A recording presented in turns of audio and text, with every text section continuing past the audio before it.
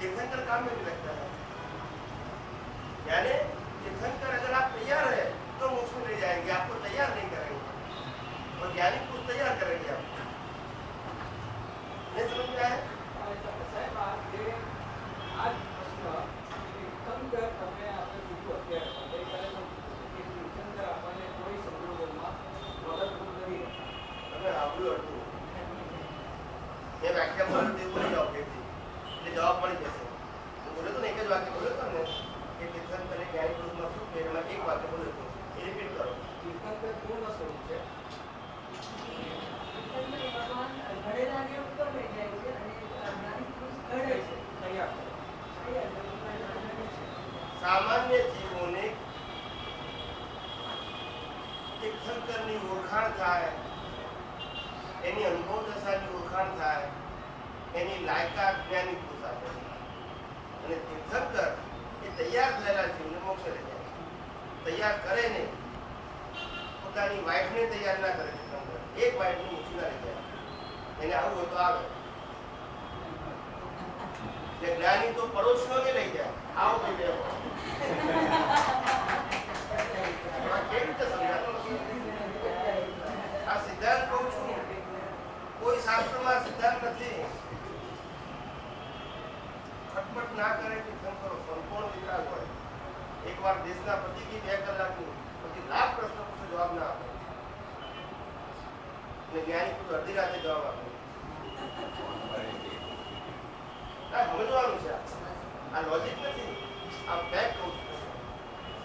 એટલે તીર્થંકરો તૈયાર માને મોક્ષ લઈ જાય. કોઈ લઈ જાય? તીર્થંકરની હાજરીમાં હજારો વ્યક્તિઓ દીક્ષા લીધી હોય તો ભગવાન એકે માટે ખટપટ ના કરે.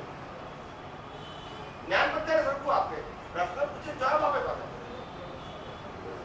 તો જવાબ આપે, પછી કશું ઇન્ડિવિડ્યુઅલ કેર ના હોય. શું ના હોય? નો પર્સનલ ટ્યુશન. પર્સનલ ટ્યુશન ક્લાસમાં આપે છે. જ્ઞાની પુરુષ તો પર્સનલ ટ્યુશન આપે. તારો વ્યવહારનું શું છે, ઘરમાં કેમ ચાલે, બરાબર છે, મુશ્કેલી છે, મુશ્કેલી વૃદ્ધિ કરી નાખે, માર્ગદર્શન આપવું વગેરે.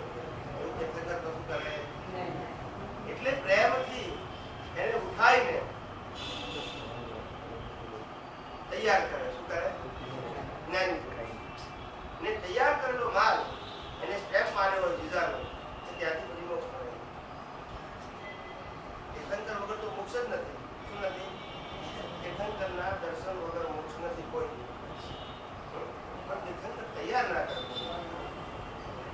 તમે તૈયાર હોય એટલે તીર્થંકરની ઓળખાણ પડી જાય. તીર્થંકર તરીકે શબ્દ તીર્થંકર નહીં, અનુભવ દશાની વાત એ તમને ઓળખાણ પડી જાય. કારણ કે તમને દ્રષ્ટિ પ્રાપ્ત થઈ છે માટે એ દ્રષ્ટિથી દ્રષ્ટિ વળે અને તમારું કેવળ જ્ઞાન બહુ પૂરું થઈ જાય. જે બાકી હોય તે જે 5%, 10%, 15% બાકી રહી ગયું હોય એ પૂરું થઈ જાય.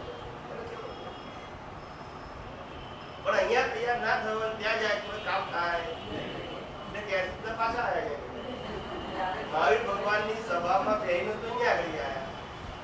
દાદા ભગવાન પાસે નતું સાંભળ્યું? મહાવીર ભગવાનની સભામાં બેસીને આવ્યા છે. કેમ આવ્યા છે? તૈયાર થયા વગર બેઠા હતા. નયા એટલે અજ્ઞાન થઈ જાય. જ્ઞાનથી નાવું પડે ને જવાના એ નયા હતા.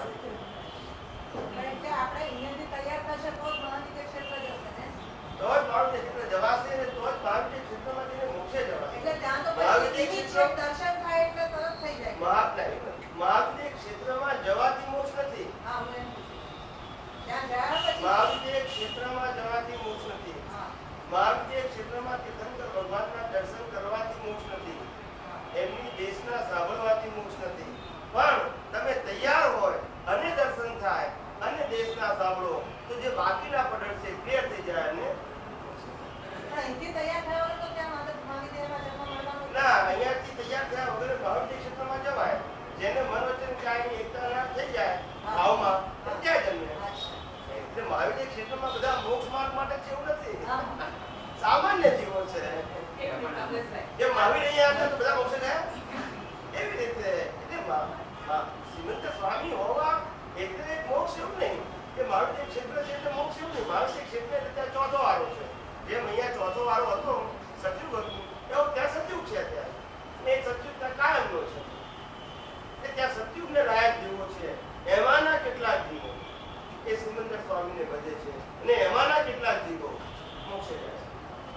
બાકી બધા પાછા અહીંયા આવે દેવગતિમાં જાય ગણપતિમાં જાય બધે જાય ત્યાંથી જાય એટલે એવું નથી કે હે વાત સિદ્ધાંત છે પણ સિલેબસ બાકી રહી ગયો તો આ કઈ જઈને તૈયાર થાય ખરો એ પોતાના ઉપર છે એ પોતે તૈયાર થવા માંગતો અમે તૈયાર પણ તમે એમ કહો મને કોઈ તૈયાર કરશે તૈયાર છે ના દ્રષ્ટિ આપનારા ત્યાં ના હોય શું કીધું દ્રષ્ટિ પ્રાપ્ત હોય તો તમે પામી શકો ખરા જ્ઞાની પુરુષ આજે બધા તીર્થંકરોને પોતાના આગલા અવતારોમાં જ્ઞાની પુરુષ મળેલા જ હોય પછી એ કેવળ જ્ઞાન સ્વરૂપે હોય તીર્થંકર સ્વરૂપે હોય કે આત્મજ્ઞાન સ્વરૂપે હોય તે સિવાય એનું બીજ જ્ઞાન ના હોય અન્યની મન વચન કાયાની એકતા અને ત્યાં પહોંચ્યા પછીની મન વચન કાયાની એકતા અહીંયા મનુષ્ય જ્ઞાનની એકતા કોનો હોય આપણે એ તૈયાર થઈને ગયા હોય એ ભાવ કહેવાય એ પરિણામ ત્યાં હા, પછી ત્યાંની મન વચન કાયા એ પરિણામમાં આવે અહીંયા જે જીવના ભાવની અંદર મનુષ્ય જ્ઞાનની એકતા હોવી જોઈએ એવા જેના ભાવ છે કે જેવું વિચારું એવી જ વાણી બોલું એવું વર્તન કરું એવા જેના ભાવ છે એનો ભાવ ત્યાં થાય અહીંયા ના હોય અચ્છા, એનો ત્યાં ભાવ થયો પછી ત્યાંની મન વચન કાયાની એકતા કેવી હોય પછી વનનેસ હોય બસ કાયદામાં શું હોય તળેમાં વનનેસ હોય એકતા હોય એટલે કે વિચારના અંદર જુદું વિચારે બોલે જુદું કરે એવું ના કરે ક્યારેક અહીંયા જેમ કોઈ બહાર ના જવું હોય હસબન્ડ ને વાઈફ જેવો વ્યવહાર એવો હોય કે જરા ખટરાટ થઈ ગયું હોય શું થઈ ગયું હોય અને પછી એમ લાગે કે આ હસબન્ડ નો સ્વભાવ જરા થોડો ગુસ્સા કરવા વાળો છે તો મારે તો ગુસ્સો કરાય નહીં તો શું કરો કઈ રીતે મારે બદલો વાળું એટલે જ્યારે એમ આખું બરાબર રૂમમાં હોય બહાર જવાનું હોય ત્યારે તે કાચુને પેટમાં બહાર નથી જવાનું આવું ના હોય પણ ક્યાંય એકતામાં આવું ના હોય અંદર જેવું હોય એવું જ બોલે અને એવું છે અહીંયા બધું જ હોય પણ ત્યાં હોય ખ્યાલ આવે નથી એવું તો ના જ જોવું જ કહી દે આવું નાટક ના કરે એટલે આ બધું કપટ ઇન્ડિયા કરી હોય કે જ્યાં મનુષ્ય ક્યાંય એકતા છે એટલે કપટ એટલે આ કપટ કળયુગમાં જ હોય કળયુગની વિશેષતા કહેવાય શું કહેવાય ગયા ભાવના ભાવે કરીને આપણે અત્યારે જે છે તે બધું છે ગયા હવે હમણાં જે ભાવ કરીએ મન વચન કાયાની એકતા સ્વરૂપ છે જે નવ કલમને જે બધા મોક્ષે જવાના બધા શુભ ભાવો છે પાંચ આજ્ઞા એ કારણે આપણે મહાવિદેવમાં છીએ હવે ત્યાં પ્લસ દ્રષ્ટિ આપી હા દ્રષ્ટિ સાથે તો પછી બી શું બાકી રહી ગયું હોય કે ત્યાં બી બાકી રહેવું પડે બાકી ઘણું રહ્યું ને એટલું કેવળ જ્ઞાન ખુલ્લું થવા માટેના જે આવરણો છે એ બાકી રહ્યા એ આવરણો કઈ ટાઈપના આ તો આપણી આ ફાઇલ નંબર 1 છે હા અને આ ફાઇલ નંબર 1 સાથે સંકળાયેલી બધી ફાઇલો છે એ ફાઇલોથી હું કેમ મુક્ત થઉં હા એના હિસાબોથી હા એના પુરુષાર્થમાં છીએ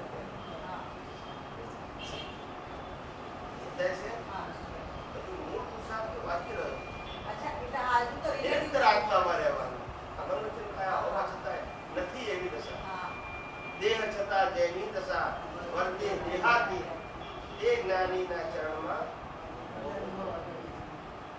એવી દશા એટલે સ્વભાવ વિકાસ ક્યાં તક ન હોય વિકાસ થઈ ગયો હોય એટલે પછી ત્યાં એ તો કશું મુક્ત નથી. હોય કેવા હોય દેહથી જ મુક્ત હોય એટલે સ્વભાવ વિકાસ કરવાનો ના હોય સંભાવ હોય જ અંદર કારણ કે વિષમભાવમાં નથી માટે સંભાવ પુરુષાર્થ તો છેલ્લે સુધી છે. ઉદાહરણ તો કોણ એ પુરુષાર્થ કયો એમ? એક કેવળ જ્ઞાન જ્ઞાનાવરણ દર્શનાવરણ જે છે એ જ્ઞાનાવરણ દર્શનાવરણ પૂરવાના આવરણો જે બાકી રહી ગયા કે જેને કારણે કેવળ જ્ઞાનનો અંતરાય છે એ બાકી રહ્યા તે આના ફિઝિકલ નથી આ મનુષ્ય કાયા રૂપી કર્મો નથી ભોગવટાના કર્મો નથી એ નામ રૂપી કર્મ નથી ગોત્ર રૂપી નથી ખ્યાલ આવ્યો આયુષ્ય રૂપી નથી શરીરની રૂપી નથી એ કર્મો ફક્ત જે તમારું કેવળ જ્ઞાન છે એટલે આત્માની અંદર જે અનંત જ્ઞાન છે એ અનંત જ્ઞાનને આવરણ કરનારા જે કર્મો છે જ્ઞાન અને દર્શન રૂપે એ આવરણ રૂપે કર્મો જે છે ખુલ્લા થઈ જાય એવો પુરુષાર્થ એટલે સતત પોતાનું શુદ્ધ આત્મા એવું જો 48 મિનિટ રહે એના જ્ઞાન દર્શનમાં તો કેવળ જ્ઞાન એ ના રહે એના માટે મહાવીરને 12.5 વર્ષ થયા શબ્દ જ્ઞાન માટે નહીં એની સાથે સંભાવ નિકાલ કરવા માટે નહીં 48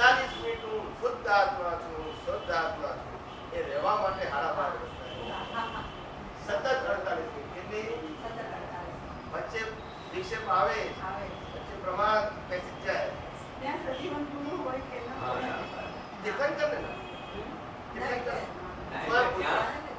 તીર્થંકર સ્વયં બુદ્ધિ તીર્થંકર સ્વયં બુદ્ધિ કોઈ સાહેબ એવડી થાય એવડી સહાયથી થાય તીર્થંકર પણ તીર્થંકર સ્વયં હવે બીજ હોય તો જો પરિણામ સ્વયં બુદ્ધિ એવા બીજ હોય એટલે એવું છે કે ગમે તેવા સંજોગો આવે કોઈની હેલ્પ એ દેવી દેવતાઓ બધા એમની આસપાસ હોય સેવા કોઈની હેલ્પ કોઈ દિવસ દેવતાઓ એમની ફરજ બજાવે પણ એ હેલ્પ ના માટે ગજબનું છે. એ ગજબનું બરોબર જબરદસ્ત ત્યાં એ જ્ઞાન અહીંયાથી હોય કે ત્યાં એને પછી જ્ઞાન એ સમજણ પણ આપે ત્યાં ત્યાં એટલે આવીને એમાં પહોંચ્યા અહીંયા પછી તીર્થંકર આ હોય છે ને, ને, અહીંયા ત્યાંનો ક્યાં સવાલ છે? અહીંયા જેમ આપણને આ વ્યવહારથી શીખવા માટે આ આત્મજ્ઞાન આપણને પ્રાપ્ત થયું છે પણ ત્યાં જે આગળ આપણને નડે છે ત્યાં કેવળ જ્ઞાન પછી જે પહોંચવાના એ જ્ઞાન આપણને કઈ રીતે અહીંયાથી જ મળે છે આપણને અહીં તે કે પછી ત્યાં બીજું રીતે મળે એ ત્યાં ભગવાનના જે દર્શન થયું ને પૂર્ણ પુરુષ બરાબર હા અને પૂર્ણ પુરુષની વાણી એટલે જે અપૂર્ણતા આપણા દર્શનમાં હતી દર્શન અને જ્ઞાનમાં જ્ઞાનાવન દર્શનમાં એ ખુલ્લી હતી. એ સાંભળવાથી અને જોવાથી પૂર્ણને જોવાથી પૂર્ણ થાય પણ માધ્યમ રહે હા એમ એ માધ્યમ આપણને કઈ મળે રીતે ત્યાંથી મળે ત્યાંથી. ત્યાં ગાયોના બાબતે બાપુ બે જ દર્શન અને જ્ઞાન જ છે. જ્ઞાનાવરણ દર્શનાવરણ એ ખુલ્લા થઈ જાય. અમે આ બધાના આ મનોવચન કાયાના એક એક કર્મો કેવળ જ્ઞાનને બાધક કરતા નથી. આ નથી કીધું ને?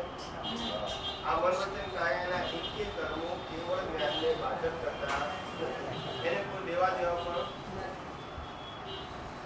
જેને કેવળ જ્ઞાન થાય એના બધા કર્મો એમને એમ હોય કેવા હોય